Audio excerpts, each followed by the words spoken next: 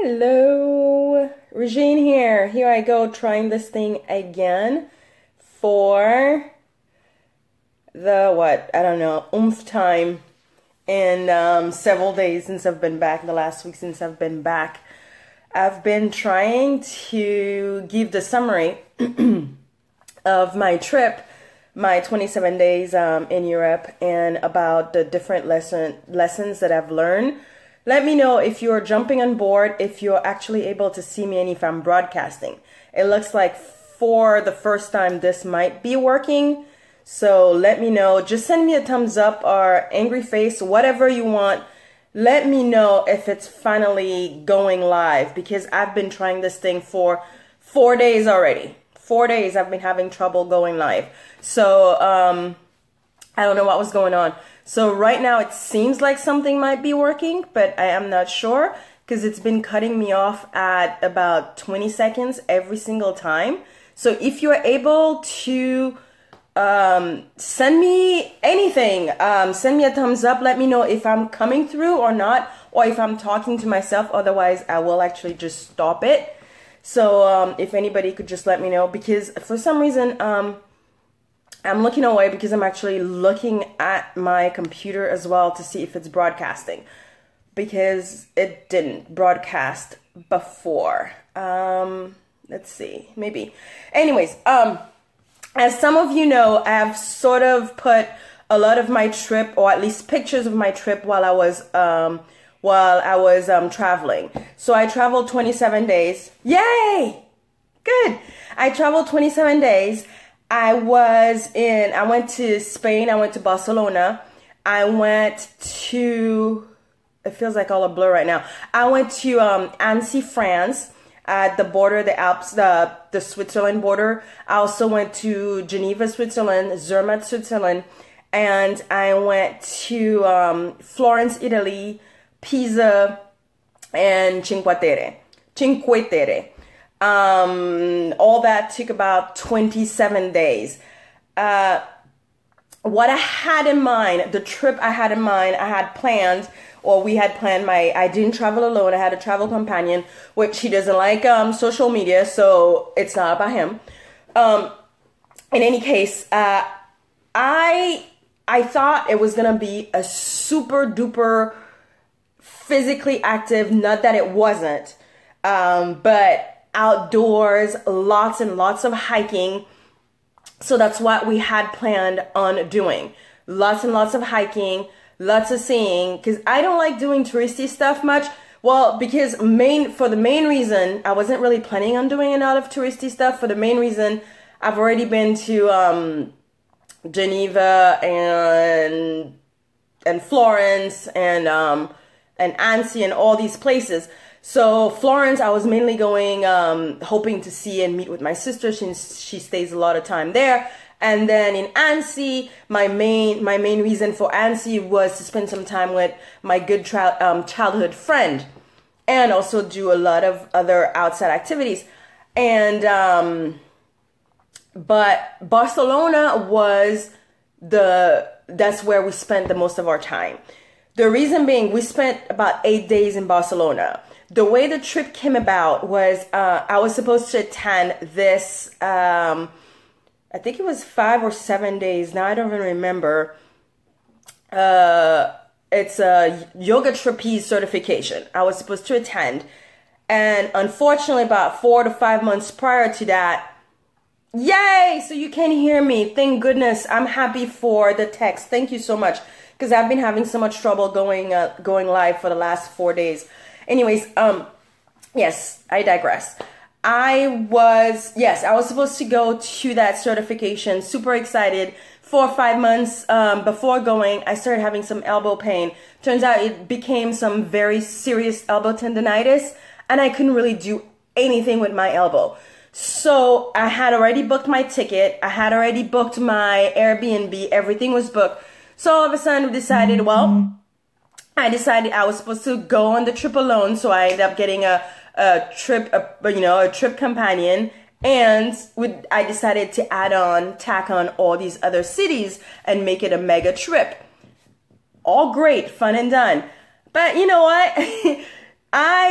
I overestimated what my body was capable of doing. Way, way, way overestimated.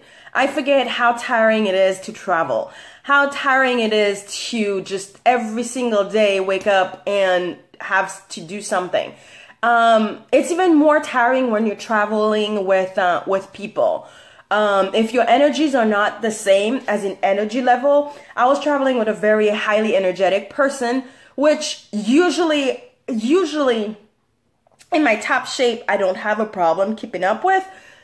But in this case was a little hard. But at the same time, as I was saying yesterday, which I don't know if ever went through that anybody heard, but in any case, I will explain. We started in Barcelona. We did 8 days in Barcelona. We arrived in Barcelona on the 10th of September. September 11th is actually a big day in Barcelona. It's actually their big national holiday. And as you guys know, they're going through some big political turmoil at this moment where they're trying to free themselves from Spain. So no need to tell you the patriotic feeling and spirit was super high, and it was a great energy. And that day, of course, we didn't know that it was their national holiday. So we wake up, it's a Monday, and we're like, that's kind of weird. No, there was no traffic. And then we start seeing people with sort of the same very lime green t-shirts and things, and on their t-shirt it would say C, or there would be there very little nose and whatnot. So we didn't know what was going on, so kept asking. And so as we decided to do a walking tour. Again, in the spirit of everything's going to be super physical. So no hop on, hop off bus. We're just going to do all walking tours. And as a matter of fact, we were even contemplating doing, we had 2 days, or at least I had 2 days of scuba diving planned for day 4 and 5. And then we also had several 9 to 12 miler hikes to do in the Pyrenees. Super freaking pumped, super excited. So that walking tour is going to be a freaking breeze in the park, right? Walk in the park. So anyways, energy super high. We get to Plaza Catalunya. And we see that because it was early. I think it was like 7 or 8 o'clock in the morning, something like that. Even, yeah, earlier than that.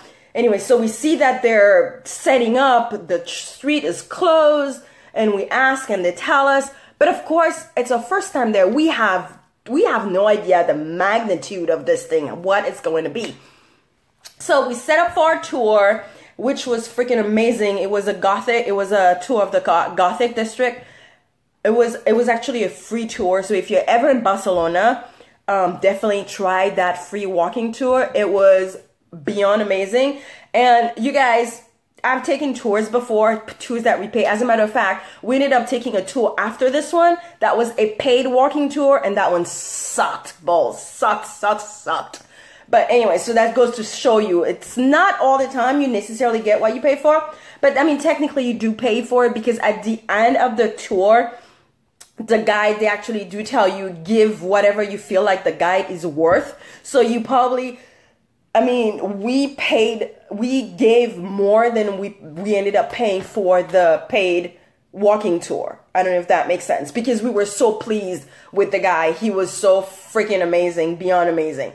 So anyway, so we do that tour. It was a 2.5 hour tour. So technically we walked 3 hours because, of course, from where we were to Plaza Catalunya, I think it was a half an hour walk, I think, according to Google Maps. And of course, when you don't know where the hell you are and where you're going, really, technically, it took us a little longer. It's about 45 minutes because we kept stopping, looking at maps, blah, blah, blah, looking at things, it was our first day there, just kind of looking. And of course, it was my first time seeing Catalan written, which is like a language I fell in love with, and it's like my lifetime goal now. I've got to learn Catalan, and I have to live in Barcelona. That's like no ifs and buts about it. I fell in love with the freaking language. In any case, the linguist in me just kind of got awakened, and I'm just so freaking passionate about that language. But so anyways, so we do that tour, which is amazing. By the time we finished the tour, we returned, I think, I don't think we were close to Plaza Catalunya. I don't know. But anyways, we meet couple guys in that tour that tells us about another tour, which promises to be promises to be equally as amazing, which is a tour of the Rival district, which is basically they call it the underground, which is the Rival district is basically the I don't want to offend anybody, but I'll put it slums in quotes of Barcelona, or at least back in the day it was where they had the drugs and prostitution and crimes and everything else. So of course, all the guys, it was kind of weird. All the guys in the tour, when they heard about that tour that's going to happen, they were all just like, oh yeah, of course, let's go. And of course, my travel companion was also excited. And I was like, whatever. All the women too were just like, So I was like, yeah, sure, I'm here. We'll try anything. I'm nothing if I don't try things. So I said, okay, let's go to that tour, guys. So we stopped for a quick, I don't even know if we were able to get a bite, because the other tour was in a whole different place. And of course we walked to get there. Because of course by then we realized the amplitude of what it really meant, that National Day. It was, it was the build up to what's happening now. So the people, by the time, there were so many people just everywhere. The spirit chanting, everybody is lime green, the Catalan flag. It was intoxicating. And so so we find the place where we're supposed to meet. We meet, and it was a decent group. And the guy's like, I could kind of tell his story. I guess I'm a very hard critic. I like somebody that can actually tell a very good story. If you haven't noticed before, I'm very animated. So if somebody can't tell a good story and somebody's like, blah, blah, blah, blah, you're not really gonna get me I've already just like written you off. But so the guy was a little like that. You could tell, bless his heart, he tried his best, but he was just a little monotone, and we had to walk.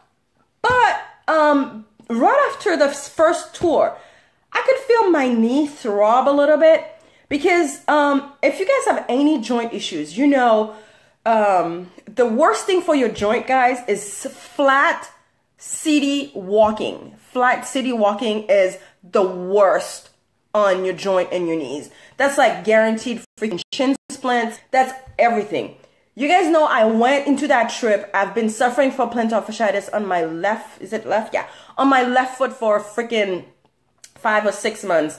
Of course, that's due to the size of my butt being a lot bigger than it usually is. So my feet are saying, you know what? I can't carry your big ass. Anyways, so my foot's been hurting. And of course, my right knee is always the issue, always has a problem. Okay? So I'm like, fine. I'm fine. I got my tennis shoes on. Of course, I don't have athletic working out tennis shoes. I have, sensible tennis shoes that are, fashion. So, but with enough support regardless.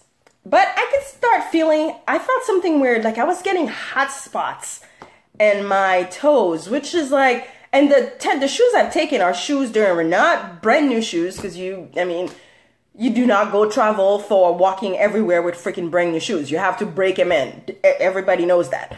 So I was like, okay, I broke them in, so they were not. So I already knew I had traveled with these shoes, so I knew what they were capable of. So I was like, this is weird. I never get hot spots by my toes like this. That's kind of weird. So I was like, okay, I'm just going to go into that tour. So I do advise my travel companion. And we're like, whatever. And I was like, I can still suck it up, right? I try not to complain. If you've suffered from any chronic pain or any chronic illnesses of pain or anything, You do know people that do suffer, or if you don't suffer from it and you don't know, I will let you know. People that do suffer from chronic pain and stuff, our pain threshold is usually like this. It's up high. Or at least for me. By the time I actually say something hurts, you best damn know that shit hurts. I don't just keep going saying, oh, it hurts, it hurts, it hurts. Because you know what? I'll be saying that all freaking damn day long. Because I always have some shit hurting in one form or another at any given moment. So I'm like, yeah, my foot, I was like, that's kind of weird. And then of course, with fibromyalgia, I've learned to sort of dismiss things that hurt a little on a scale of 1 to 10. If it hurts, a 3.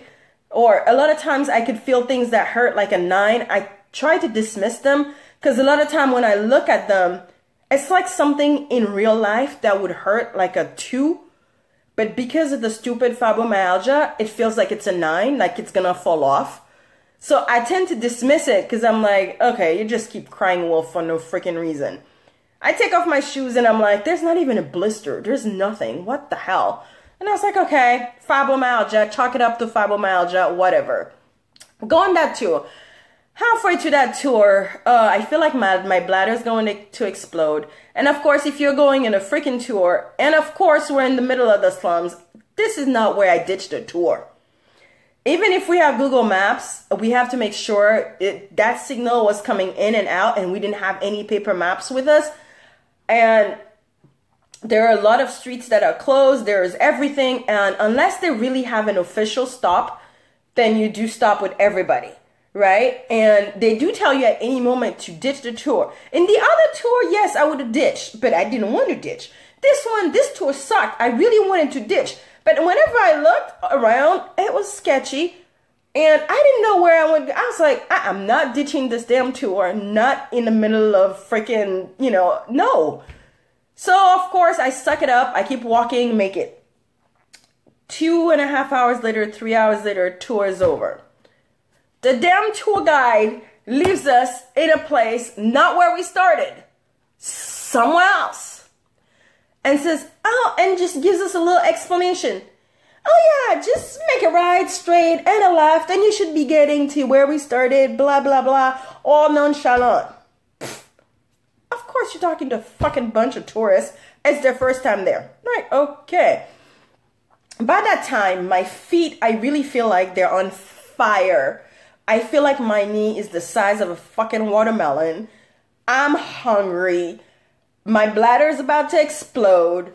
I am biting the head off my freaking, traveling companion.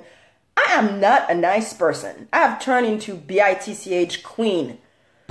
And I'm just trying to figure out freaking map. We're trying to figure it out, and signals cutting in and out. And of course, we're walking round and round and round in fucking circles. And we keep looking. And then finally I decide, okay, let's take a cab. Shit. Good luck. National holiday. Many streets are closed. Couldn't find a cab to fucking save our lives. Not possible. Then we decide, okay, we are going to do fucking public transportation. Let's go down the subway. Let's find the thing. Head down the subway. They go, okay, no, that's not it. By that time, you guys, mind you, we've been walking. We ended up walking that same, technically, I ended up doing the same area of the tour. We walked that same area 3 times. 3 fucking times. Basically, it's doing that same tour over 3 times. So we kept walking for like, I don't know, another 3 hours. It was ridiculous.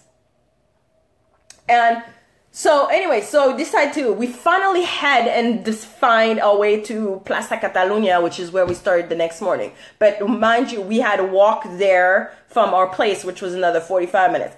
I had it. I didn't have another 45 minutes in me. I just found a step and just sat there and I said, I'm not moving. So when I took off my shoes, I said, okay, I'm not moving. When I took off my shoes, what I felt was a 9 was really actually a 9 because my feet were bleeding. And I was just like, okay, great. So and if they're like that, and then I had nothing to care for them. I didn't have anything with me. And by that time, all the streets closed. There's no cabs. We couldn't take the train because it was full. It was already it was about 8:39 p.m. or whatnot. And we just sat there. I just sat there, and I was not, I'm going to be honest, I was definitely not the best person to be around at all. At one point, I don't think I said anything. I just sat there and just started crying. I just sat there and just the waterworks, I couldn't hold anything. This is our first freaking day in Barcelona. I just sat there and just water just kept pouring. And I just sat on the stair, and then people were like, festivities were being over, whatever. And then next thing you know, my companion said, just hold on a second. It's gonna look for a bathroom or whatever. I said, you know what, at this point, I don't care if I pee my pants. I'm not going anywhere. I'm sitting here, blah, blah, blah. Anyways, he left, and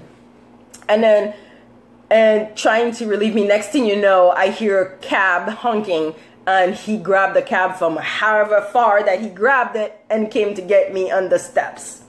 Anyways, got in the cab, went to the place, trying to find ice to ice my knee. I couldn't find ice. Anyways, elevated my knee on the wall and tried to tend to my toes that were all bleeding and everything else. And not only that, my legs throbbed, everything throbbed. Because by then, guys, I walked from pretty much the 12 hours, from 8 o'clock in the morning, 7, whatever, 30 that we left, until when we got back home. That was day one. I was like, oh shit, this is gonna be rough. So anyways, long story short, we had an amazing day. But what I learned, I'm happy that this happened on the first day. Because what I learned on the first day, that second day, I woke up super early. I did meditation and everything else. And I believe I even ended up doing a video for my, a workout video, I think, that next morning, early morning for some of my clients. But in any case, what I learned on that second day, and I vowed to not let happen to me again, and which I carried through, and I'm happy that it happened to me on that first day and what I learned, and I carried it through. So if any of you guys, so you can learn from my mistake, if you suffer from chronic pain, if you have any autoimmune disease, whatever it is that you suffer from and you have to travel, your body's not what you think it used to be. Or, it doesn't, you can't keep up with people that you're traveling with. What I learned is, because at night, I had a big fight trying to, blame the person that I was with. Why did I follow you? Blah, blah, blah, blah. And then I realized, you know what? No, after meditating, I realized I am my own person. I did not have to go to tour number 2 just to please somebody. Because I already knew my body could not do it. I already knew there is no way I could keep up with a different energy level than myself. But somehow I really wanted to push, and I really wanted to prove something different. And you can't blame others for a decision that you take. And I had to learn that, and I had to take my tail between my legs and apologize for the nasty person that I was the night before. And pain, guys, pain will turn you into the nastiest of nastiest. And I've learned to try, I thought I had done that work on myself to not let pain dictate the person that I become, but every so now and then it takes over, and I just become this raging bitch just because the pain is so much. You just want it to stop, and you just attack whoever's around you, especially whoever's around you. If you don't get it, even if they're giving you empathy or whatever it is, you just kind of like But a lot of times too, it might be, I realized it was me. the severity of it, of how I was feeling, I was not portraying it. And I kept having such a brave face the whole time that I was not standing my ground and saying, no, I will not do this. No. I just kept swaying. Oh, well, yeah, sure. Oh, yeah, I can do this. Yeah, let's do. And so I'm happy that I learned this on day one, because the rest of the trip turned out very differently. And because that's something I realized. People around me do it. It all depends. Everybody's slightly different. You may want to please people so bad that you do it at your own detriment. So whoever just sent me a thumbs up, thank you so much. Yeah. You know, a lot of times you want to please people and you do it at your own detriment. And nothing wrong with pleasing people, but try to realize, are you losing yourself in the process? Are you just going with the flow? Is this something that you really want to be doing? If it's not, then that's all part of being true to yourself, or of caring for your body and of accepting it. And I went through and I realized that also one of the reasons I was really mad is because I was not accepting that my body could not walk 8 hours without freaking breaking down. And I realized it was all me. And I could not, see, my voice is breaking already in this thing. I could not accept that it could not just not work 8 hours without breaking down. And I was like, it was just 8 hours of flat city walking. I'm a fitness freaking professional, for goodness sake. And I can't walk freaking 8 hours of flat city walking? Then what the hell? And I could not accept it. And I felt, again, I've said it before, I felt so betrayed and everything else. But part of growing and part of changing is to do that introspection and to look and to acknowledge your feeling, and then from there you can move on. So I've acknowledged the feeling, I noticed what was going on, and then from there I moved on. But I moved on with, that's why my message today, if you saw my message this morning, is if you care about, when you love your body, when you love something, you tend to its needs with love and compassion. And I would have had compassion for somebody else. So why don't I have compassion for myself? It's not self-pity, but it's compassion. So I looked at it in compassion, and in anything I said, okay, as opposed to looking at it as, oh, why can't you walk 8 hours without breaking down? I was like, okay, yes, you walked 8 hours. It's amazing. Thank you so much. We also had a 12-hour flight, and you were not jet lagged, and you're still carrying me through. Thank you so much. And I woke up the next day, and frankly, guys, I woke up the next day without as much pain as I had anticipated to have. I woke up the next day, my swollen knee was back to its regular, sort of non-swollen self. And for that, I was grateful. So I looked at the positive, and from there, I vowed to, okay, accept and acknowledge whatever my body was able to do. Try to still push it, find my own limit, find out when I'm pushing it, whether I'm pushing it to keep up with somebody or whether I'm pushing it because I feel like I could push it a little bit more. And that is what I learned on my very first day. I don't know how long this video is because unfortunately usually it does give you a timer. If anybody sees a timer, if you're watching, can you just write down for me or send me a thumbs up? I don't want to go too long, and I will send I'll do another video tomorrow. All the days weren't quite as dramatic as day one, but I will definitely tell you what, as a broad stroke, 30 minutes. Okay, cool. Thank you so much, Natalia. Yeah. So if you guys have any examples of a point or a time where you've had to accept something that either your body could not do, or you noticed that you had to sacrifice your own self because you wanted to please somebody, please do write that in the comment right for me. If you by any chance kind of if what I said resonated with you in any form.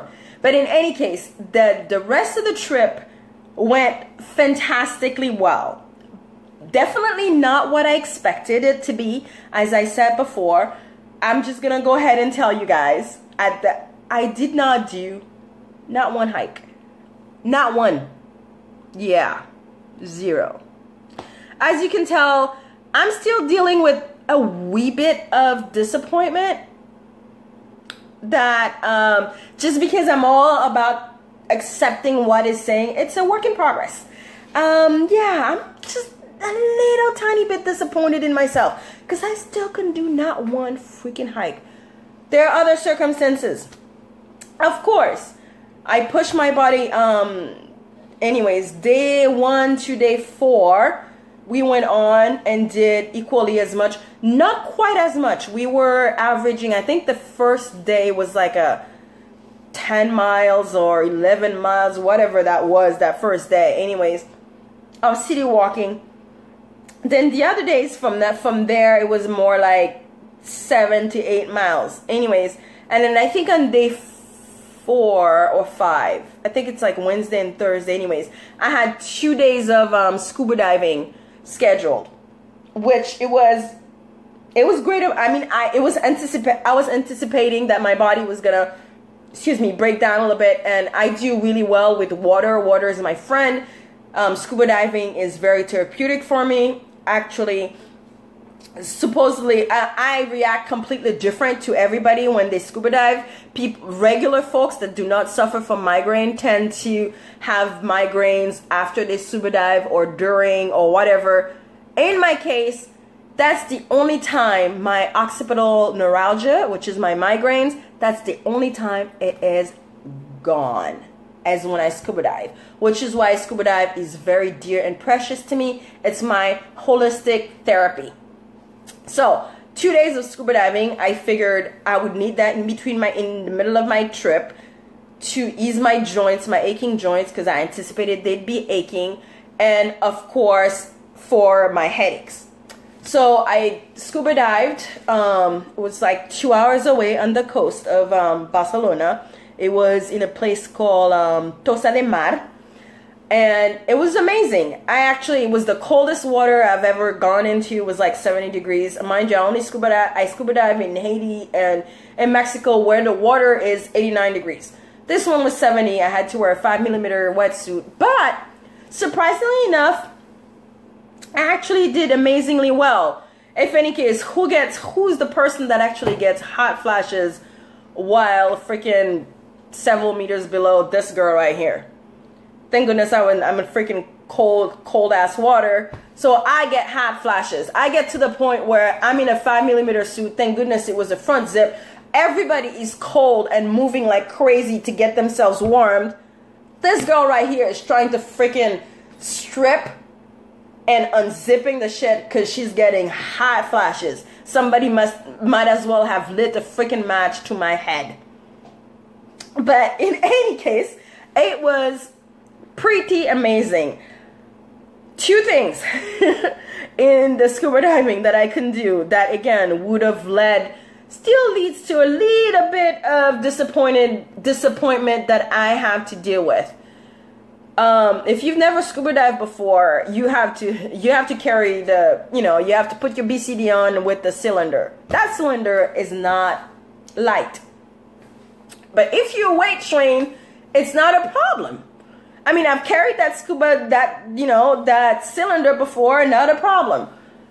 But turns out I didn't realize when I booked my diving that I thought it was gonna be boat diving. In a boat dive, if you don't, for those of you that do not scuba dive, in a boat dive, exactly what it means, you meet up somewhere, you go on a boat, and you jump off from a boat. This one was not a boat dive. Turns out it was shore dives, which means you suit up and you gotta walk with the shit on, walk to the shore, and walk and descend.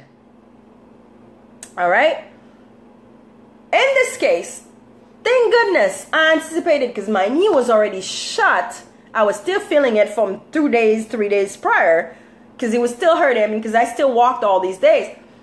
When I got in the bus to get there, I was like, I told the dive masters and the instructors, I was like, I have a really bum knee. And I said, this is a shore dive.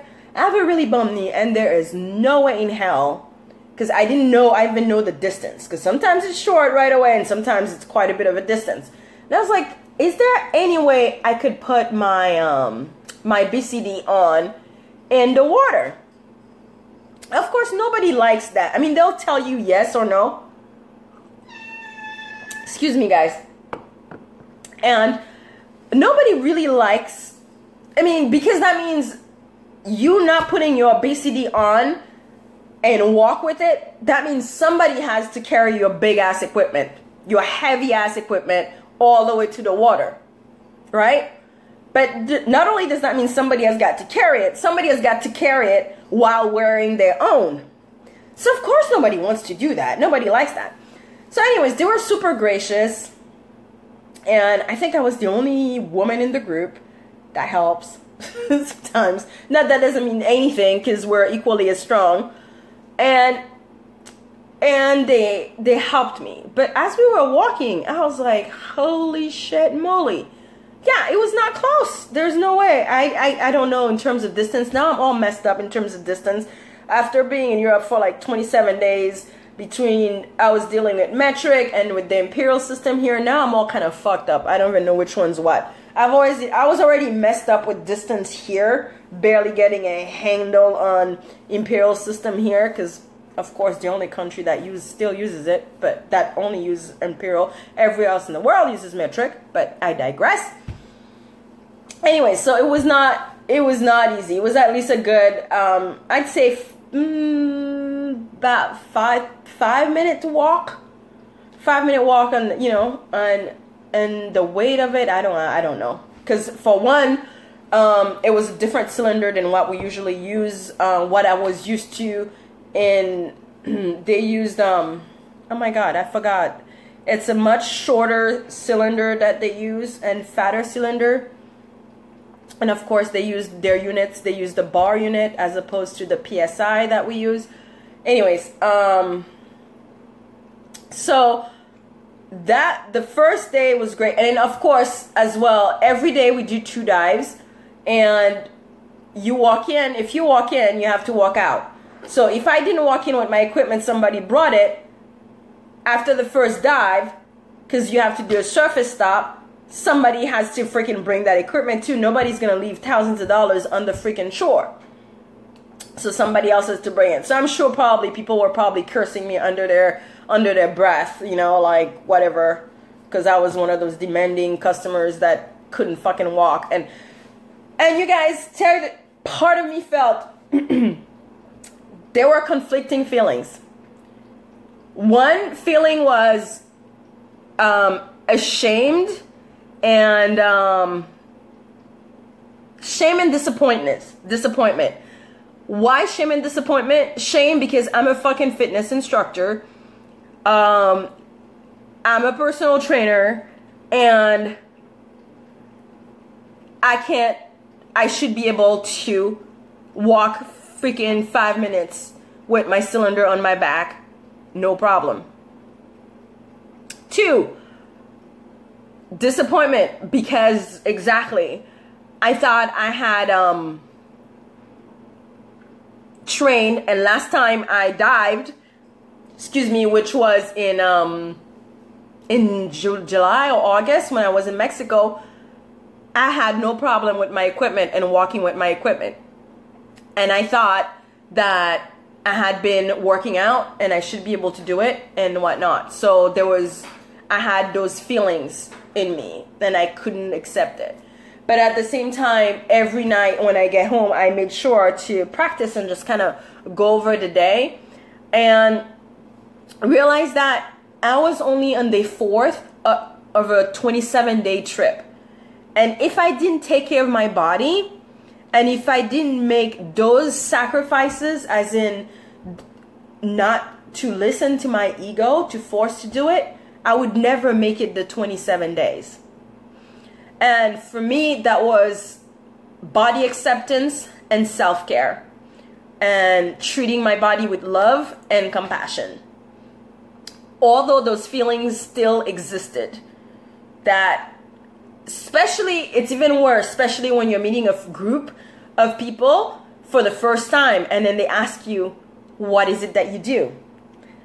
And then I had to say what I do. Meanwhile, I still had to tell them, would you mind carrying my gear? Because I can't carry my gear. It's like, really? And again, when you suffer, when you have illnesses that are not visible, it's hard for people to understand what's going through your mind. That reminds me that for the longest time, I think it was that 2 years ago, for the longest time when I first got diagnosed with fibromyalgia and my knee was acting up, for the longest time I actually had a handicap placard. You don't know how many times I would come out of my car, put my handicap placard on, and people will look at me sideways. And I'm just like, you people have no fucking idea. Because at the time when fibromyalgia took hold, it took hold of my hip. I have arthritis in my left hip. It took hold of my knee, and everything was just complete disarray. So I had a handicap placard, which I since returned. I don't need a handicap placard. I'm not going to use it. I realize, no, I don't need it. But it's not visible. And that goes to show it's normal, it's natural. It happens to me. I catch myself doing that with other people, although I do know better. So therefore, I know to dismiss it when it is done to me. A lot of times I realize it's not out of malice, and it's only because not everything, it's not all visible. You have no idea what somebody is going through. And me being a fitness trainer does not negate me being human. And me being human means I also get sick, I get illnesses, I also get fat, I get depressed, and I get everything else as well. And I have to, and a lot of times when we take it personally, it's not so much that also that people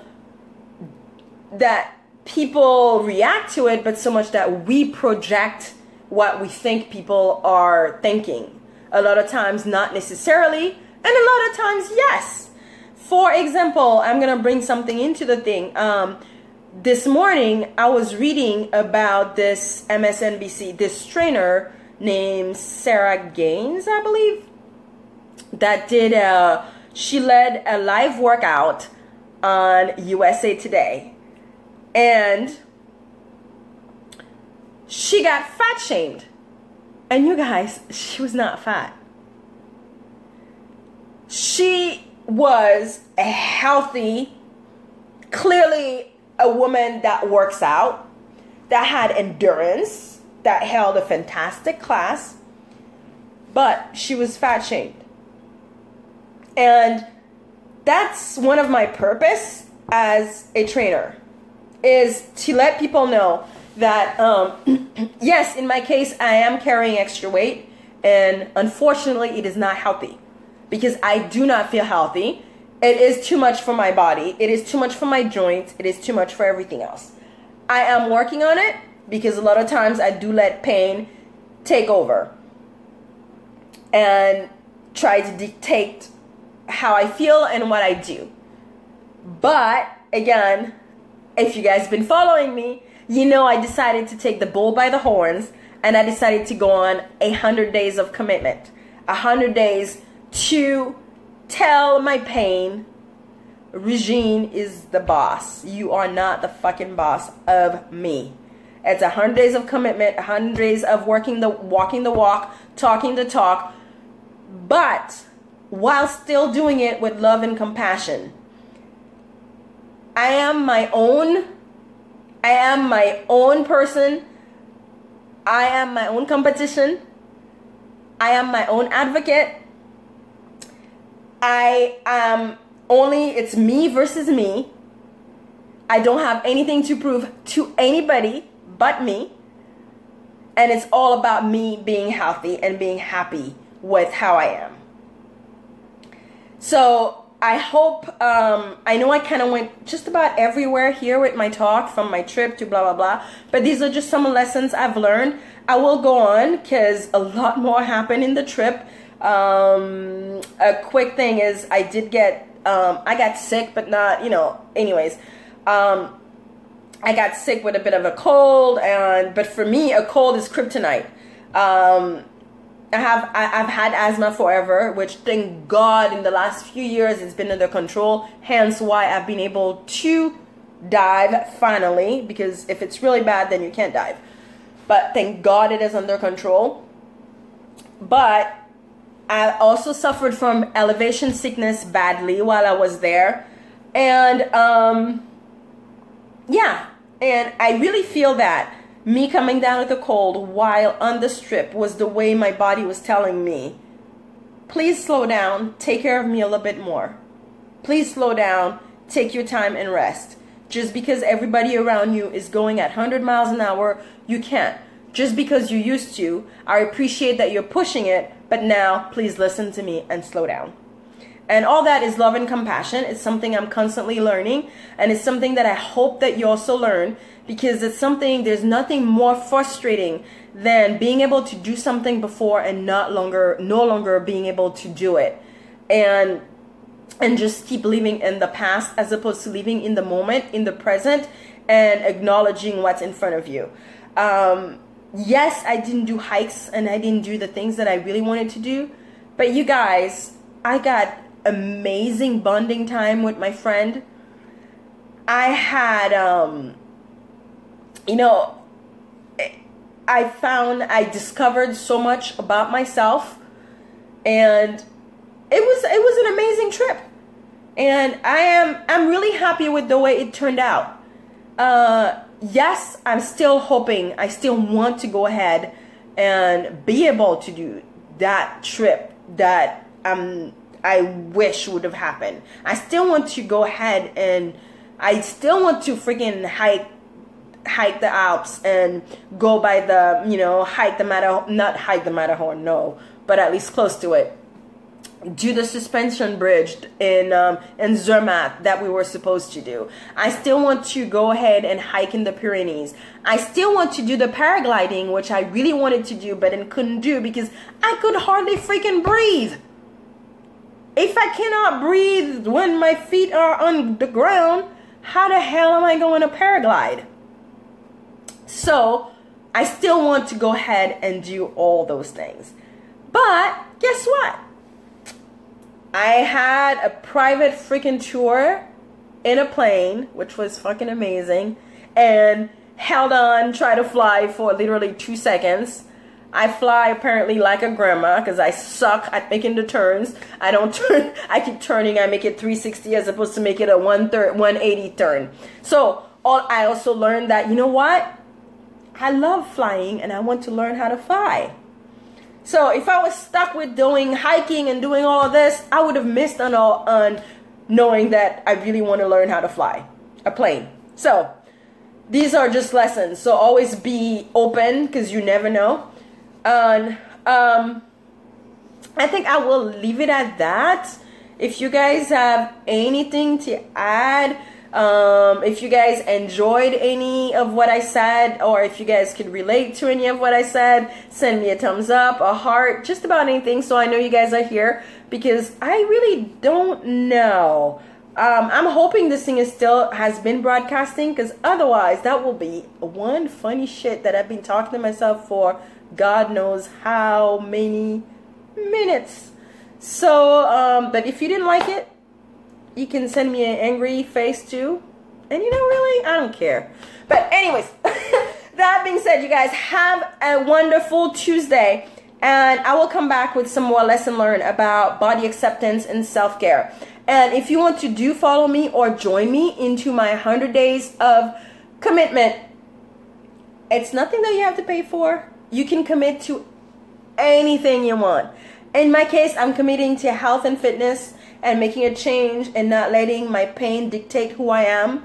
And waking up between 4 and 5 o'clock in the morning every day, logging my food every day, drinking my half my body weight in water, moving my body every single day for the next 100 days, and meditating every single day for the next 100 days, do my personal development and everything. And I will be reporting. I actually do report everything on Instagram every single day. I put a little 30 seconds video about my journey and about my food, what I've been eating, what I've been doing. And you guys could see the change that happens. You can follow me if you want or not. Okay? Bye. Mwah.